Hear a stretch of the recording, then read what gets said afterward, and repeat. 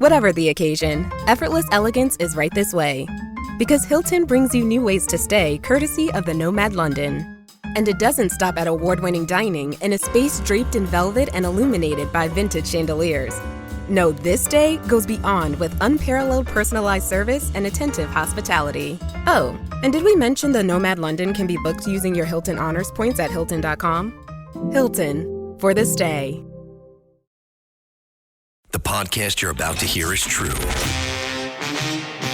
The names have not been changed to protect the innocent, the guilty, or anyone else. If you're interested in the same type of discussion related to organized crime that you hear in the traditional media, stop listening now.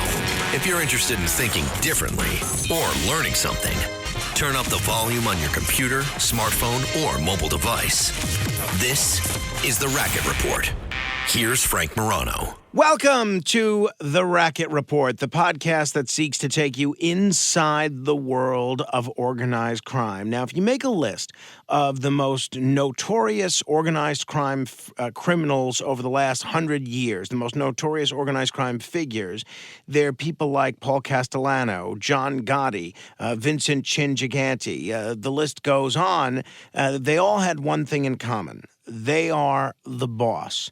For some reason, it's the boss that always gets the attention. Those are the ones that are at the top of the organizational chart in the mafia. Those are the ones that are at the top of every criminal indictment. Those are the ones they make movies and write books about, unless, of course, someone is turning state's evidence on the boss. What does it take to be a good boss? Now, we talk about well-known mafia bosses like John Gotti. Many people don't realize he was basically only the boss of the Gambino crime family for about 3 years, maybe even less. What does it take to actually achieve longevity as a mafia boss, to be successful? Is there such a thing as being a successful mafia boss?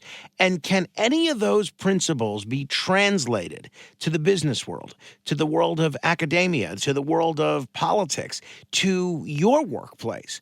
Somebody that has sought to find that out is R.J. Roger. He is a podcast and an author whose latest book is The Don, 36 Rules of the Bosses. RJ, thanks so much for joining me on The Racket Report. I'm a big fan of your work. Congratulations on the new book. Man, that's really, really grateful to hear you say that. So thank you. I appreciate it. What sparked your interest in covering and commenting on organized crime issues and La Cosa Nostra initially? Well, I guess I would give credit to my mother and father because I grew up and my parents were just big gangster flick buffs. So we didn't have cable. We just had VCR and a box of VHS tapes. And a lot of those tapes were gangster flicks. And my mom just was fascinated with like mafia movies.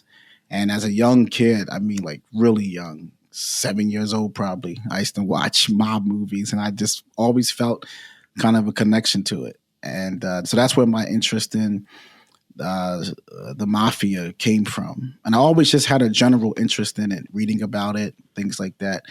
And then as I got older, went to college and things, I guess it was most of my life there also, but I always kind of just had a interest in human psychology, social behavior, social strategies. I always read a lot of strategy books and a lot of philosophy books. So really what this book is essentially like a marriage between them both.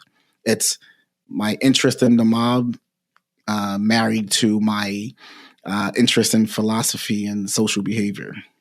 Unlike a lot of the other people that I talk to, you are, not somebody that came from the streets. You're pretty well educated and you have a more conventional academic background, right? Absolutely, yeah. You get into what makes a good boss in The Don, 36 Rules of the Bosses, which we're going to talk about in a second. Who are the best mafia bosses? If it's possible to even give an answer for that, who's on your Mount Rushmore of mafia bosses and why? Frank Costello, I think, is the quintessential quintessential boss, I would say. You see he embodied a lot of the rules.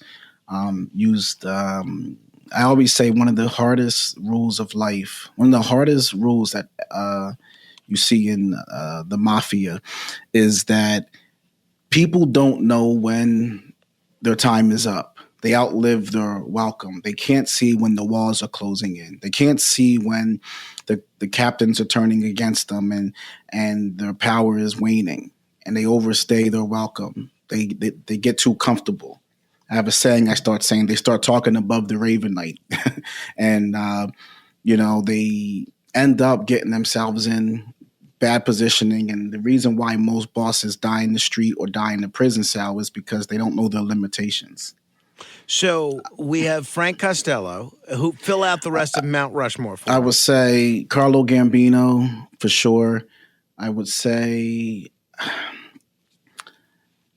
for the strategy element of it, Lucky Luciano, of course, and overlooked and oftentimes not discussed, I'd say Salvatore Maranzano. That is a pretty interesting group there, and I like that you're mixing household names with names that we don't necessarily hear that often.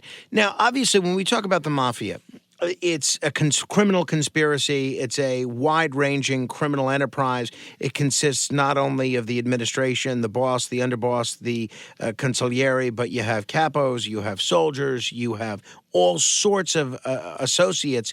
Why did you choose to focus your study exclusively on the role of the boss? Because that's the highest level of leadership. That's the ultimate place of power in the mafia. So the concept behind this book. So say I wrote 36 rules of a captain. Well, there's a rule higher than that. There's a place higher than that.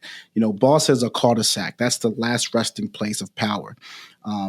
So the concept behind the whole thing is that, you can apply these rules cross industry. You can look at the political world. You can look at the academic world. You can look at the financial world. Any place where you have a hierarchy, any place that you have people who are competing for a higher rank where there's only one seat. There's a process to getting there. And what I find is that there's a particular type of behavior in high achieving people, highly ambitious people, and they're usually willing to go about gaining power and getting what they want in a way that at times isn't that friendly to the common or the everyday folk. So you believe that if somebody is in a totally legitimate business, there are things that they can learn in terms of working their way up the leadership hierarchy from emulating mafia bosses? As crazy as that sounds, yes. And I probably would not have written the book I can say factually, I would not have written this book if I didn't think there was some kind of good component to it. I'm not so interested in the mafia that I could have spent, so much time of my life and so much of my money and to write this book for only to cause destruction and disorder. So there's not one rule and out of all 36 that I don't think that could be used in a regular person's life in some way, if you look at it in a philosophical or I'll say a figurative way. Even the extreme rules like kill the boss, right? I'm not in a figurative manner. You might be somebody who's working in a financial firm, and your goal in life one day is to be the president or be the CEO of that company. Well, there's only one CEO, and you might have to go about things in a way to try to get him out of that job so you can have that job. So you have to, you will have to, figure out a way to get him out. So go ahead, finish the thought.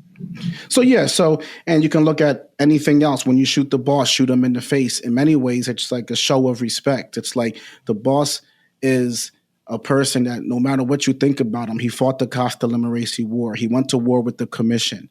He started off as a soldier as an associate that knew no one, and then he got himself on record. He became a made guy in the family, a soldier. He earned his way to captain, got into the administration, became the boss. He'd been through many wars and he has bullet wounds and he served a 10-year bid. He put his time in on the street. He doesn't deserve to have his underlings walking around saying, "Oh, fuck the boss," or the boss is this, or he's this. He don't deserve to have you speaking in the dark of his ear. He's your boss. You give it to him straight. You have a certain level of respect.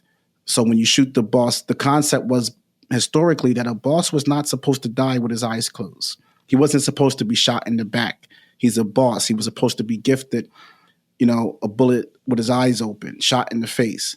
The old time bosses used to think like that a boss is supposed to get it face to face and it was like a show of respect. In the real world, you might say it's the same concept with a CEO or president of a company. He worked his way through school. He finished his education. He started as a temp employee and then finally got hired on with the company. Then he got into a job in middle management, then got an executive job and worked his way all the way up to become the president.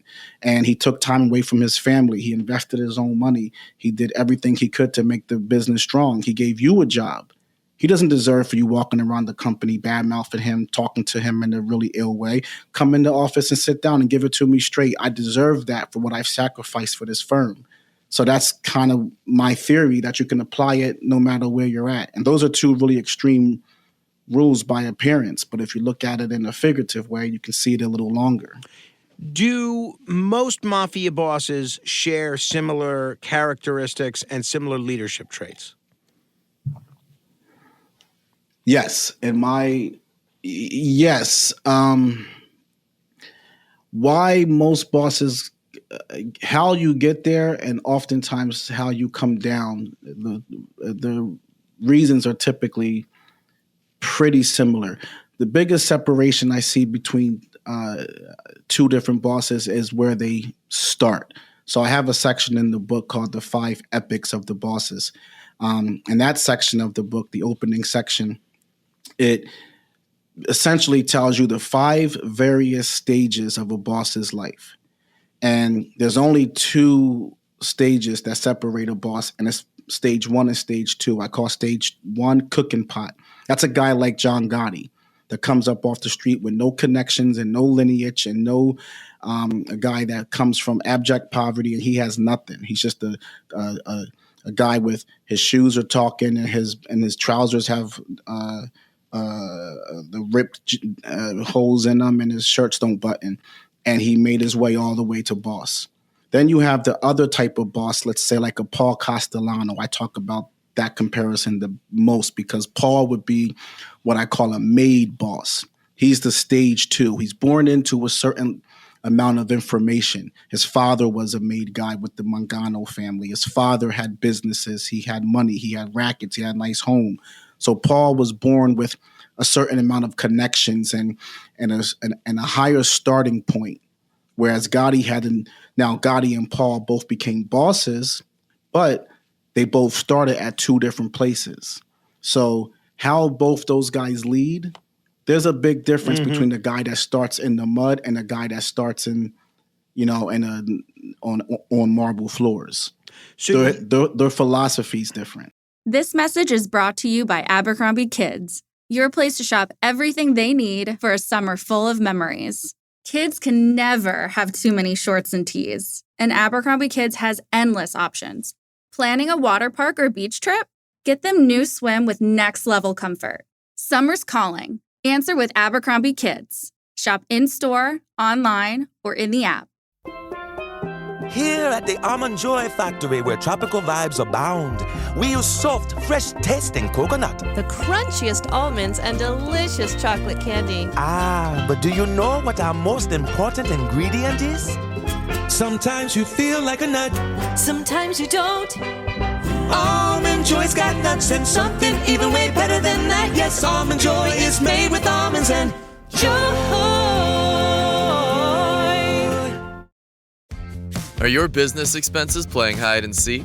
With Uber for Business, the small spends that slip through the cracks, like rides and meals, go right where you need them.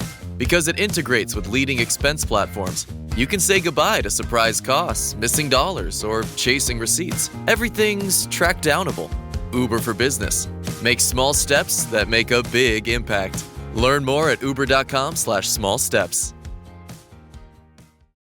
Hey, this is Bill Simmons from the Bill Simmons Podcast, here to help you make the most of your summer with Michelob Ultra, a superior light beer worth playing for. Play for it with the guys when you're competing to see who can sink more birdies on the golf course, because winning tastes even better with Ultra on the line. Play for Ultra. Fill your fridge with Michelob Ultra this summer. Enjoy responsibly. Copyright 2025 Anheuser-Busch Michelob Ultra Light Beer, St. Louis, Missouri. You've put together 36 connected things that you've learned that successful mafia bosses do, and some of the things that when they fail to do these things, it doesn't exactly inure to their benefit. How do you, obviously, you've not been in the mafia as much as you might be a great researcher and a great student of these things. How did you put together this list of 36 things? Where did it come from? So I studied 120 years of the bosses in the United States. So I started approximately 1880, let's say, and I went all the way up to the John Gotti, approximately. And I looked at all 5 families of New York, and I looked at every boss that was in every family historically, and I read all the information that was available on every single boss. And I just studied all of their lives. All I did was like a behavior analysis. I would just look at, okay, how did this guy go from meeting, how did John Gotti, let's say, wow, he was an acting captain and he wasn't even a made guy. How did that happen? How did he have such a great relationship with Neil Delacroix? So, and you do that same thing. So how did he go from, the Fruit and Rockaway boys, let's say, to here? What happened when that cement mixer fell on him? You can look at all these behaviors, you'll see patterns where, wow, at a very young age, Gotti broke his foot. And man, isn't that interesting? And then you can look at another series of bosses and see certain things that happened in their younger age when they were very young. So then, boom, you arrive at a rule like start early, which is one of my rules. You start seeing that, wow, all these guys had mischief in their younger days. And you see, wow, they were doing this since they were young. It stacks very clearly. Like when you look at, if you were to study athletes, let's say, you'll find that all of them were the best player when they were all had the ball in their hand when they were 5, 6, 10 years old. They were all great players in high school. They were all young people who were doing it. You'll find greatness later in life. You'll see that there was a desire in it early in life. So, and then you start seeing, wow, look at all these bosses. How did they become the boss? Oh, look, John Gotti killed Paul. He became the boss. Carlo Gambino as underboss. He takes out Albert. He becomes the boss. Oh, Albert Anastasia took out Mangano. Oh, look, he became the boss. And you just start seeing all these different trends, and you see, oh, Lucky Luciano killed Mazzaria, becomes the boss, kills Maranzano, becomes the boss, and you start seeing a pattern where underbosses are killing their boss to become the boss. So you land at a rule that is kill your boss. And you start saying, hold on, there's a rule that you can't kill a boss. Oh, but they all break the rule and kill the boss. Mm-hmm. Oh, you start seeing these patterns existing, like, oh, break the rules. That's one of my rules also. You have to break the rules. You can't, if you deal, you die. Don't sell drugs. Oh my God, since the inception of the mafia in America, they have been selling drugs. I guess so. Break the rules. So you start arriving at all these things. You start seeing all this disloyalty, people flipping, cooperating. You see, every time someone dies, he was brought into a room by the guy he trusted. So you start arriving at this notion that loyalty is a lie, one of my rules. And you see these patterns over 120 years, you put these rules together. So I say that these rules are not rules that the mafia, they might be very upset by these list of rules. I don't go by what they say their rules are. I look at what their actual historical behaviors were. Sorry to belabor the point. No. That's helpful. What if one of the 36 rules is missing? Can you miss one or two? Or if you want to be a successful mafia boss, do you really have to adhere pretty closely to all 36?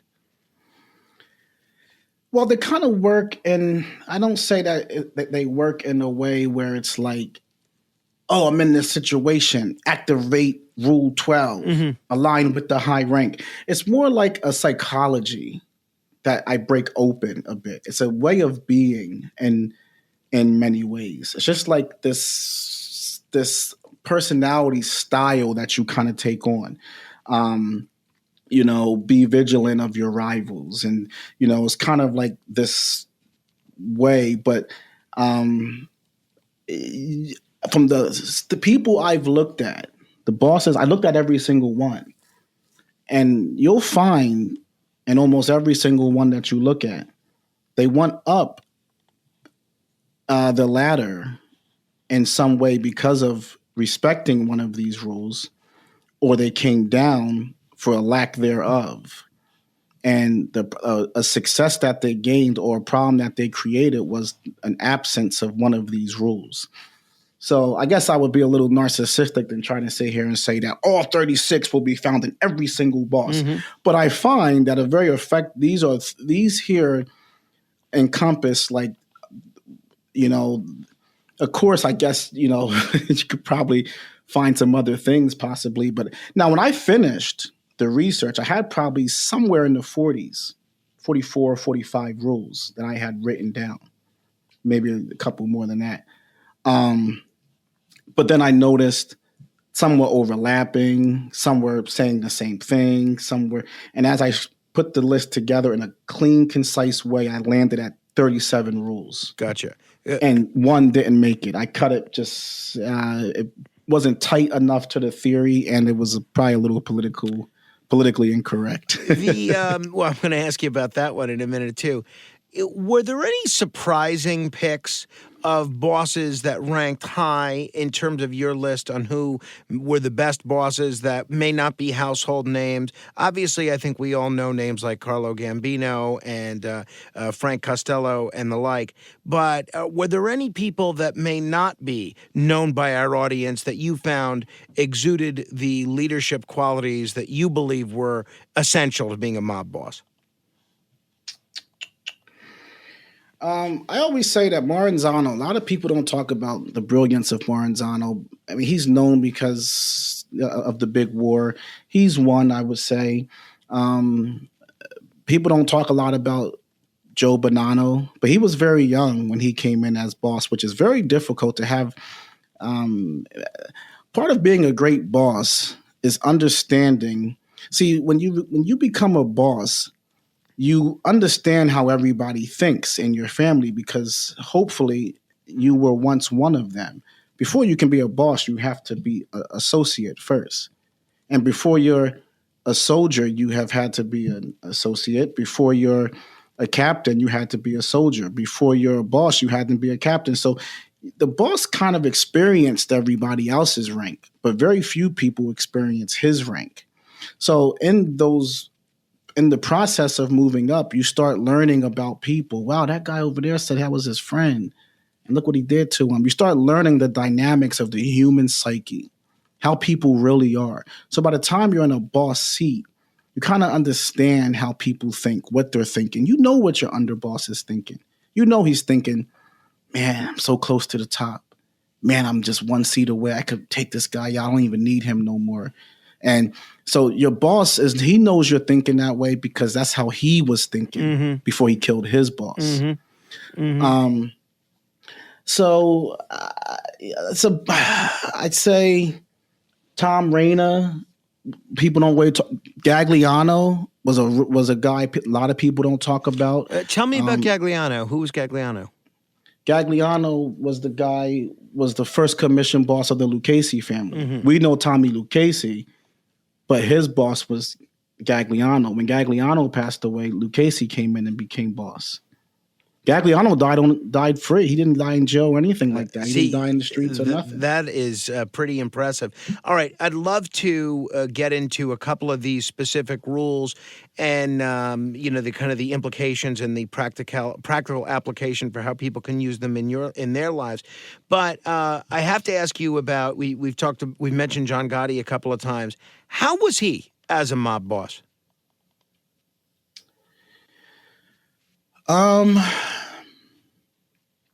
John Gotti was the street guy's boss. He was somebody that the everyday guy, like when Sammy said, John Gotti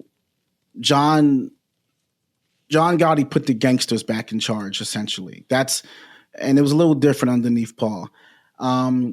John was loyal to the life. He believed he was such a purist, the strongest minded person I may have researched ever. I mean, he stacks well against any historical figure over 100 years in this country as far as, and when he said Cosa Nostra till I die, be it an hour from now, be it 100 years from now when I'm in jail, it's going to be a Cosa Nostra. John Gotti's one of the guys that I find, boy, did he live on it, died on it, truly, truly seemed to believe in it. That kind of guy is inspiring to a guy that signs up for that life. You want to know that your general is going to walk into the field with you. You want to know. That's a guy that's easy to follow. As a boss, I think he was I would say he was a bad administrator. I think he enjoyed being boss more.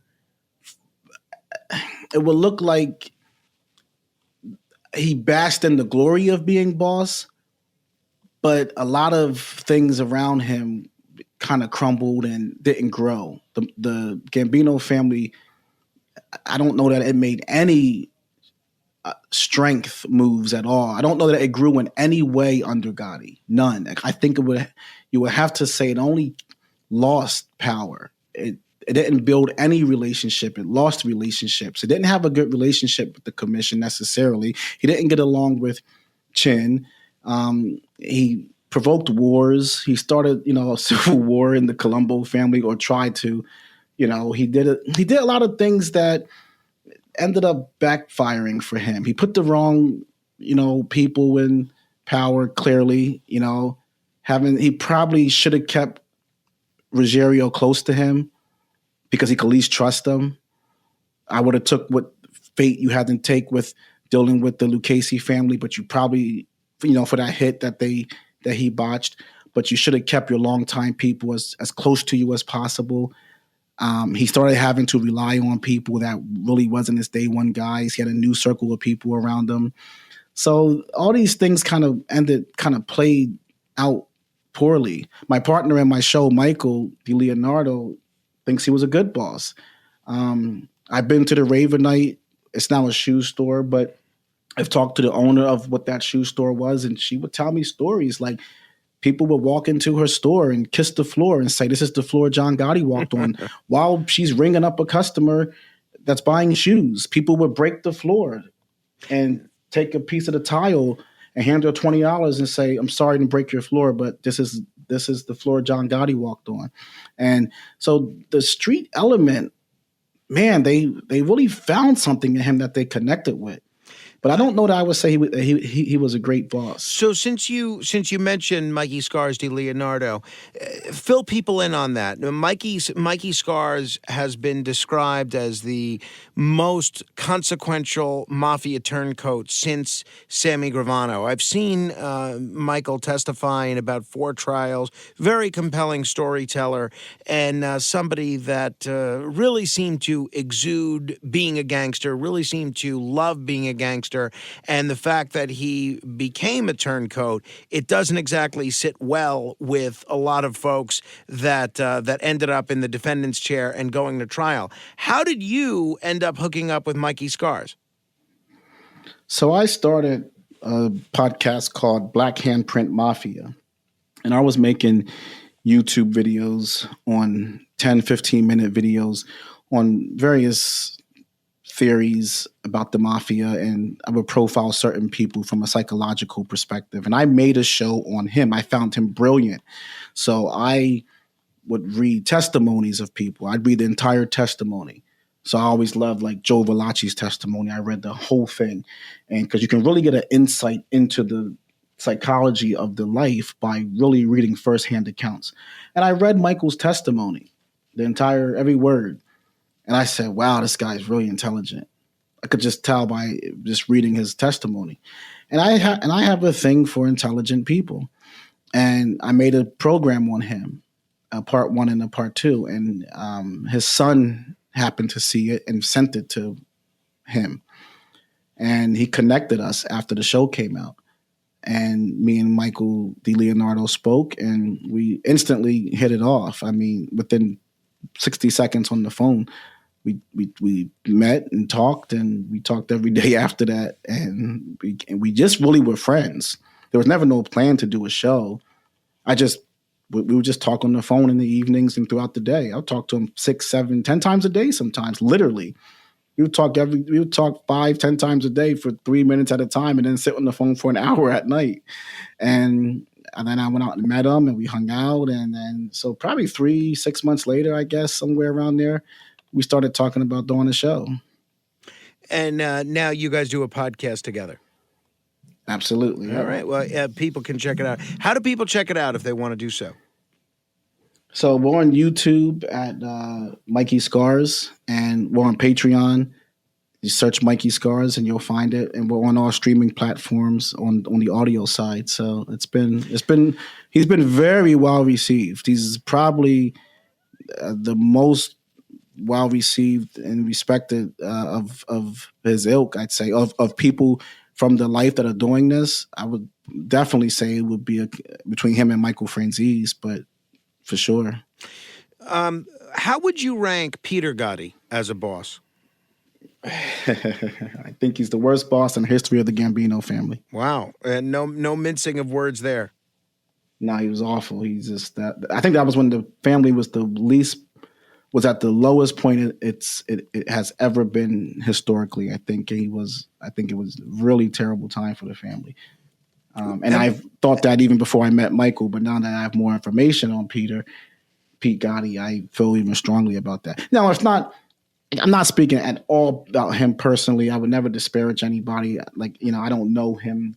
And so I'm just speaking about as far as leading a mafia organization. No, I think he was well, awful. So what did he do wrong? Obviously, he and John came from the same gene pool, the similar upbringing. How was John able to do so well, at least in the eyes of street guys, and Pete was able to fail in that respect? What did Pete do that was so bad?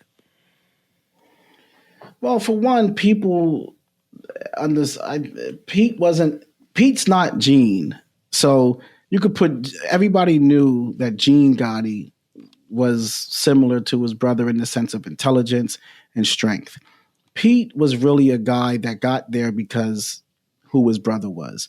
And he got there through nepotism. And he wasn't the kind of guy that ever succeeded at anything in the street. He wasn't a working guy. He wasn't the kind of guy who was good with a gun, could go on the hit and do a clean job. He wasn't a guy who could run a racket that could put together a big score.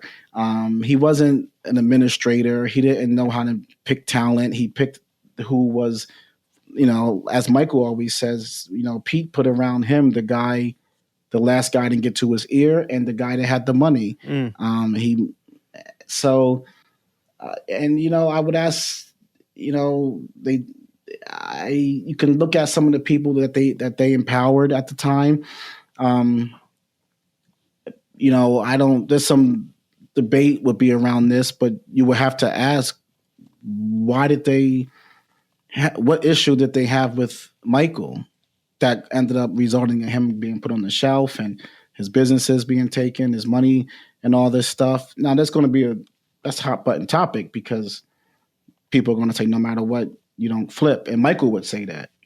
But you would have to ask, why did Pete make some of these decisions when Michael has always proven himself to be pretty loyal to the Gotti family, very loyal to the Gotti family. In terms of your book, and again, we want to encourage people to get The Don, 36 Rules of the Bosses. You have a lot of rules that regular people can use in their everyday lives to move up the hierarchy in whatever organization they're in. Mafia bosses, as you point out, are notorious for eliminating threats within their ranks. How do you think that rule of survival can be reimagined for a modern non-criminal setting? Well, that's the problem that the mob's having, the contemporary mafia today is having. They have no fear element anymore. So without fear, you have no ability to control anything. There has to be some kind of fear of consequence. There has to be some kind of fear if I do this or break this rule, then I'm going to pay in some type of a way. There are guys who are breaking. I mean, when you look at what happened with that thing with Josie and the Bonanno family and Mancuso, and he's put on the shelf. He's orders given where you're not going to this funeral. We can argue if it's right or wrong. I'm not saying I think it's right, but just the function of the mafia. But you show up anyway and you beat up made guys in the family, and then you just go back home and you live in the same home that you lived in before you did it, and there's no response to that. It starts saying, well, what is this thing? It's very difficult to have control over someone if they don't fear what you're going to do. But in terms of a non-criminal setting, how do I use that, or how does somebody use that in their workplace when realistically they're not going to kill their boss? Are you asking about that specific rule, kill Yes. the boss? Yes. Well, how I would apply the rule, that's what I mean, where you might have to not physically kill your boss, but eliminate your boss. Maybe he's not effectively. So let's just say you're in a construction company and you're the head on the job site, and there's 100 guys underneath you, and who have to get this building up by a certain day. And the guy who's the project coordinator or manager, every day he's bringing in the wrong set of the wrong screws, the wrong bolts, the wrong nails. There's not no supplies, and the rest of the guys, can end up losing their job and all be out and can't take care of their families, can't pay their mortgages, and they might have to start saying, "Listen, if we don't get rid of this guy, we're all going to be screwed." That's kind of what happens when you don't have a. So now there's a strong guy on the job, and every day is saying, "Hey, we should have got the bolts from here. We should have got this done and did this and did that.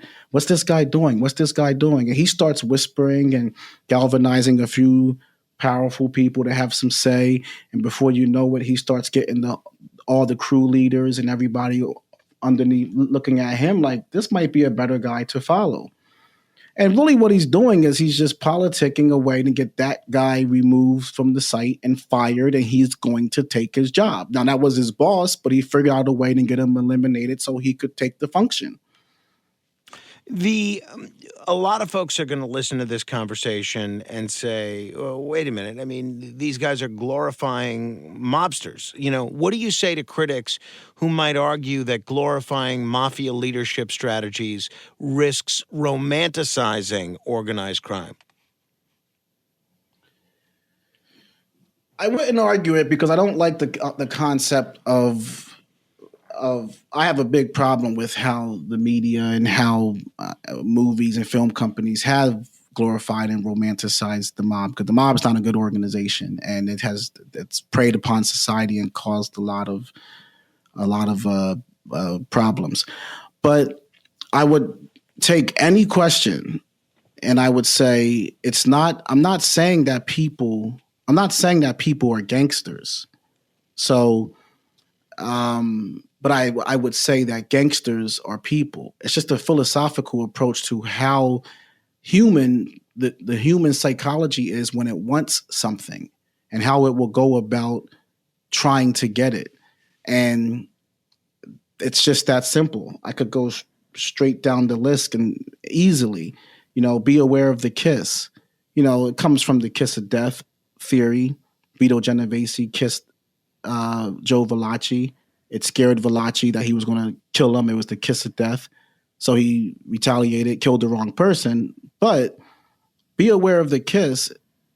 I think we all can agree that a lot of times people who have harmful desires for us, no one ever comes to you with their face screwed up. They come and say, "Hey Frank, how you doing, man? Hey buddy." They always come with a smile. They always come like your friend.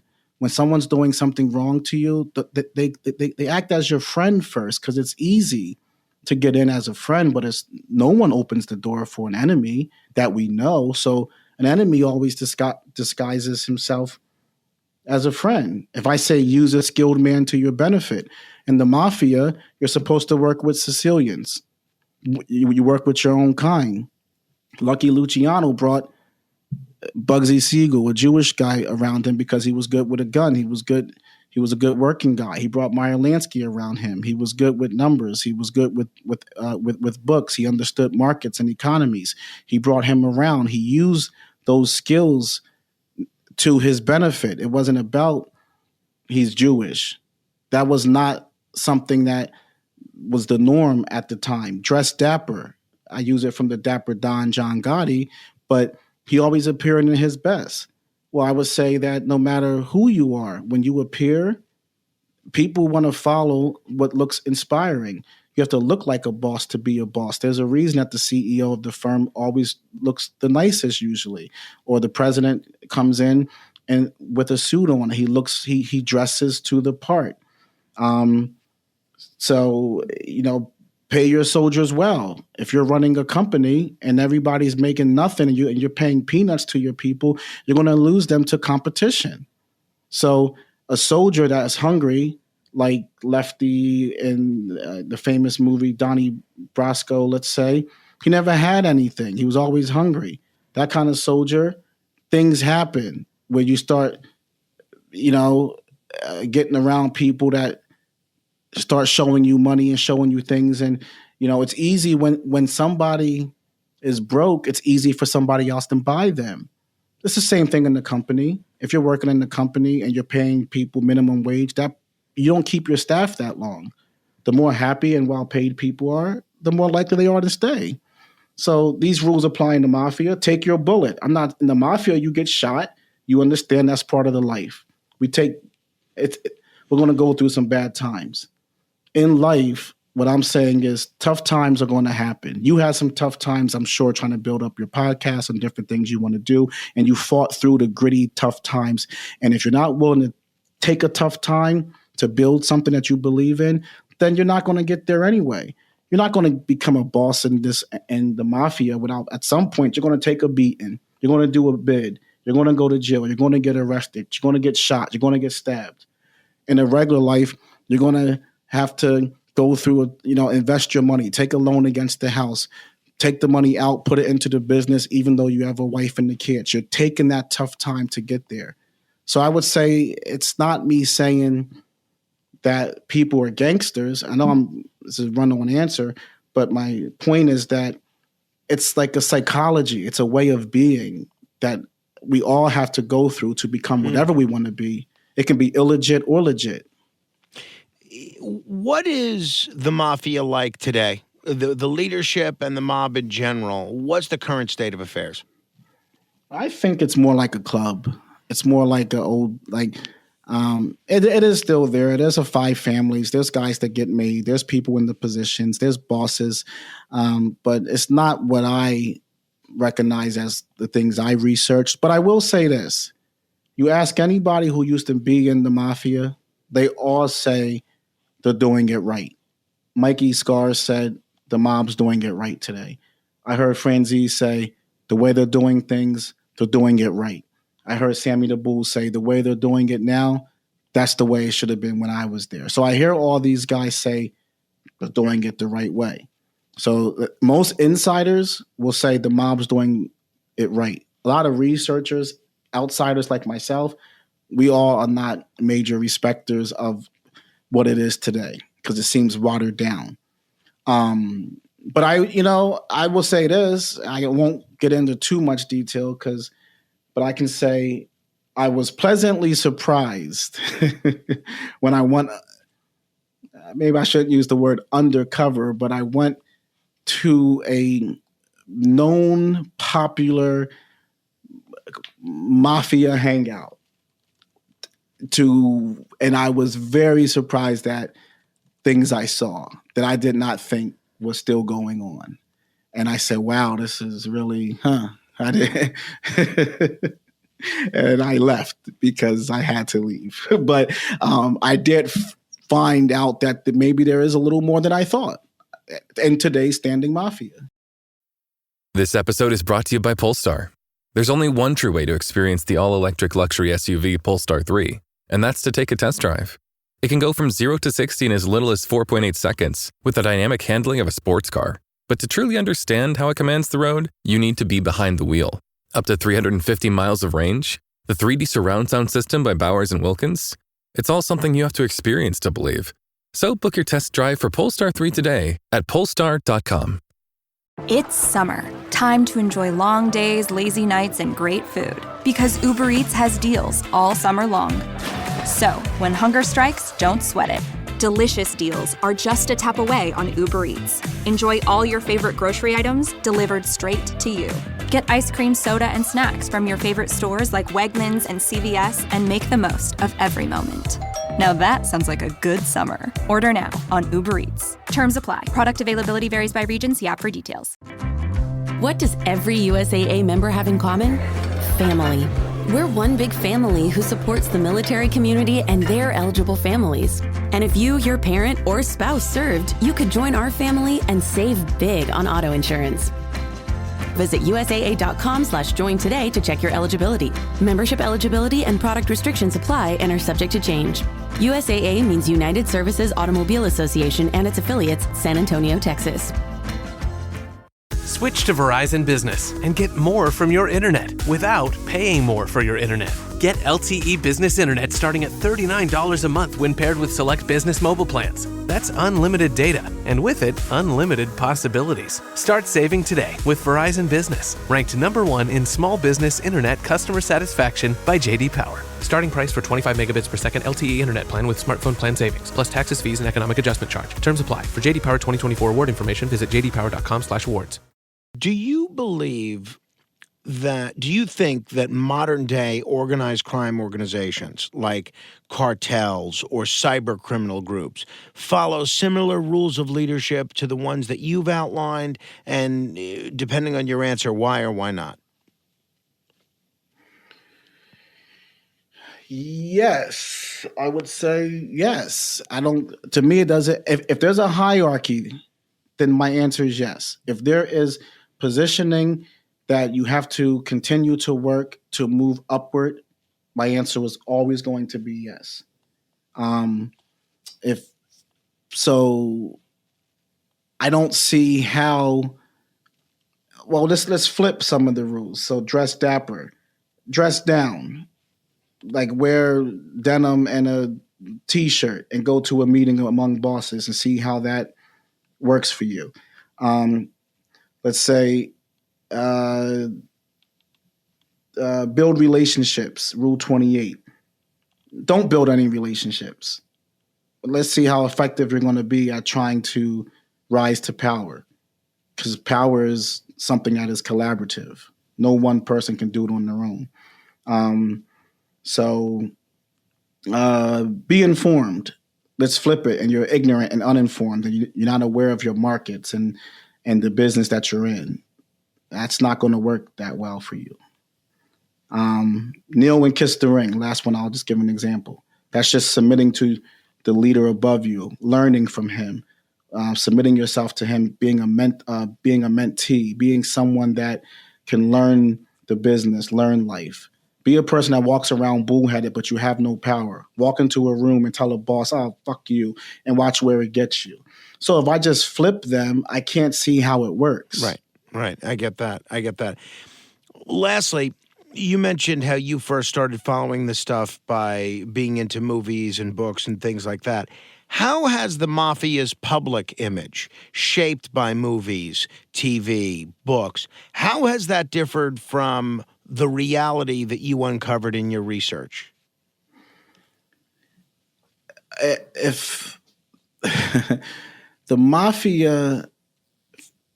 Imagine a kid having like Ted Bundy, or an adult having like a poster of Ted Bundy on a wall, or imagine like someone giving a shot glass with Saddam Hussein or Osama bin Laden's picture on it, or some major drug cartel leader that we sell in stores, like autographed photos, and you would think this person's a little loony. If you take the world's what we call the bad people, when we sell, people want to hang that poster in their house and things like that. The mafia gets this recognition because the movies have romanticized them. And what the mafia did really well is they looked beautiful in the suit. They wore nice clothes and they combed their hair really well. And they had a nice gift to gab, and they treated the people in the neighborhood a certain way, which is one of my rules: respect your public, because the public's who goes to fight for you when the law comes in. A lot of it was just public relations, because they treated the innocent public well that they had nothing to gain from. But the public that owned a business or a pizza shop or a bakery, they had to pay a piece, and you're not going to just open up a business here without going through us. The movies made organized crime, the mafia, sexy and romantic, and they made them like folk heroes.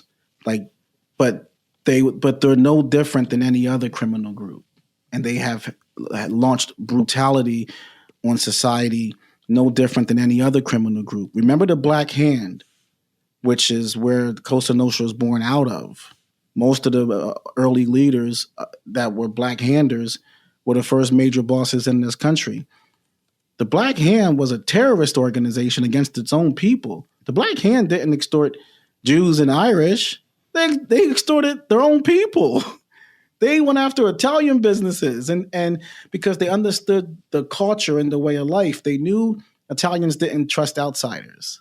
They knew coming from Sicily that Sicilians had a distrust of outsiders, and they didn't believe in talking to the police or talking to politicians, and they didn't trust nobody. So they knew, I can go take your stuff, and you're not going to call nobody because you trust them even less than you trust me. Right. But they bombed Italian businesses. They kidnapped little Italian girls and held them for ransom. This was a brutal, brutal organization.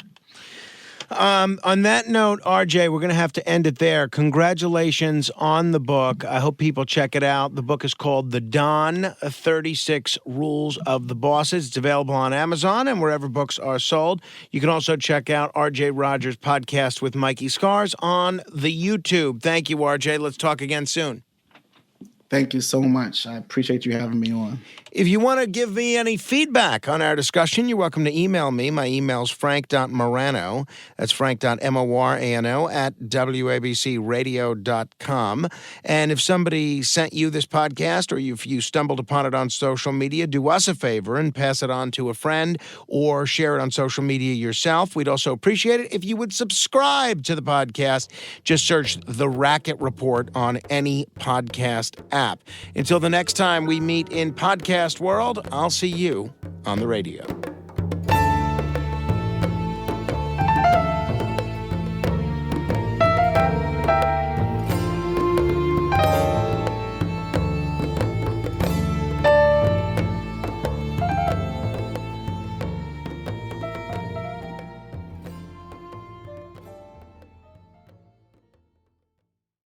Americans love using their credit cards, the most secure and hassle-free way to pay. But D.C. politicians want to change that with the Durbin-Marshall credit card bill. This bill lets corporate megastores pick how your credit card is processed, allowing them to use untested payment networks that jeopardize your data security and rewards. Corporate megastores will make more money, and you pay the price. Tell Congress to guard your card, because Americans lose when politicians choose. Learn more at guardyourcard.com.